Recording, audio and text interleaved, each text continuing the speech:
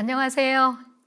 오늘은 11월 15일 날마다 주께로 큐티집 50페이지입니다. 성경 본문은 누가복음 11장 1절로 13절 말씀입니다.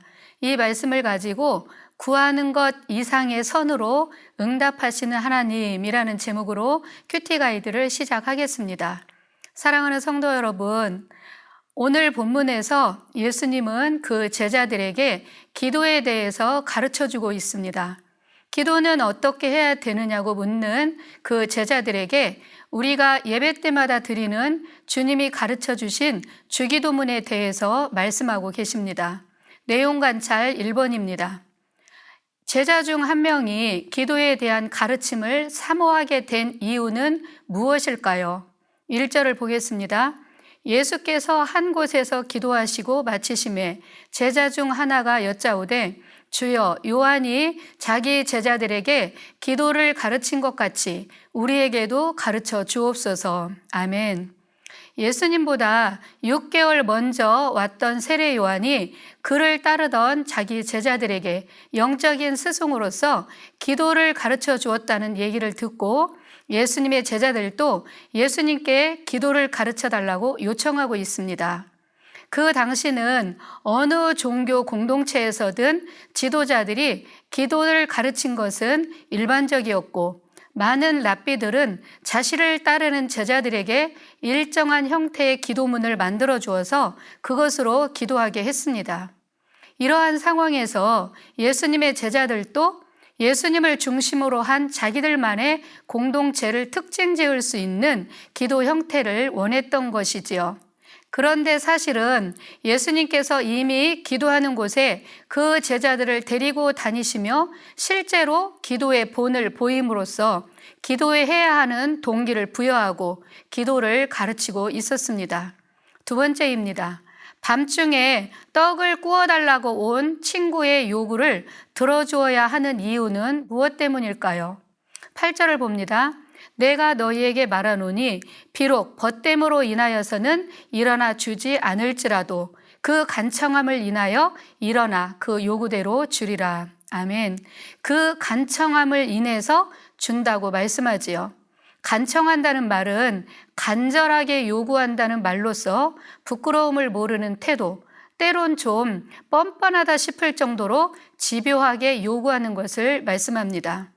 생각해보면 친구가 밤중에 떡을 꾸러 왔다는 그 자체가 아주 절박하다는 것을 알 수 있습니다.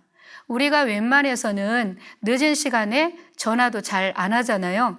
상식적으로 예의가 아니다는 것을 알기에 특별한 일이 아니면 날이 밝은 다음 날 연락을 해서 부탁을 합니다. 그런데 본문 속에 이 친구는 얼마나 절박했는지 밤중에 그것도 자녀들이 다 잠든 아주 늦은 밤에 찾아와 떡을 빌려달라고 하고 있지요. 이것은 기도할 때 우리 마음 자세가 어떠해야 되는지를 잘 보여주고 있는 대목입니다. 하나님께 우리가 무엇인가를 구할 때 이런 절박함을 가지고 구해야 하는 기도의 원리를 예수님께서 비유를 들어가면서 잘 가르쳐주고 있습니다. 주시면 좋고 안 주셔도 그만이고 하는 태도로 기도를 한다는 것은 기도를 몰라도 너무 모르는 사람의 태도이지요. 세 번째입니다. 하늘 아버지께서 기도하는 자에게 주시는 가장 좋은 것은 무엇일까요? 13절을 보겠습니다. 너희가 악할지라도 좋은 것을 자식에게 줄 줄 알거든 하물며 너희 하늘 아버지께서 구하는 자에게 성령을 주시지 않겠느냐 하시니라. 아멘. 바로 성령입니다. 구하는 자들에게 하나님의 영인 성령을 주시지 않겠느냐라고 오히려 반문하시면서 성령을 주시겠다고 확실하고도 단호하게 말씀하신 것입니다. 그렇다면 구하는 자에게 왜 성령을 주실까요? 그것은 바로 우리가 하나님의 자녀이기 때문에 그렇습니다. 그리고 하나님은 우리 아버지이시기 때문에 그렇지요. 하나님의 자녀인 우리에게 하나님의 영을 부어주시는 것입니다. 13절 서두에 보면 너희가 악할지라도 이렇게 말씀하지요. 우리 모두가 악한 자일지라도 자기 자식에게만큼은 좋은 것으로 주려고 합니다. 제가 이전 교회에서 사역할 때 있었던 일입니다. 어떤 남자분이 등록을 했는데 새가족 교육을 하면서 어떻게 교회에 나오시게 되었는지 여쭈었습니다. 그랬더니 그분이 조금 망설이다가 하는 말이 사실은 제가 조폭 깡패였습니다. 이름만 대면 아는 조직폭력단의 이름을 대며 그곳에서 활동을 했고 나쁜 짓을 하다가 교도소에도 다녀왔다고 했습니다. 그런데 어느 날 초등학교 4학년이었던 아들의 담임 선생님으로부터 호출을 받고 학교로 갔는데 담임 선생님이 아이의 생활 기록부를 보여주더랍니다. 그러면서 하는 말이 부모 직업란에 조폭 깡패라고 썼다는 것입니다.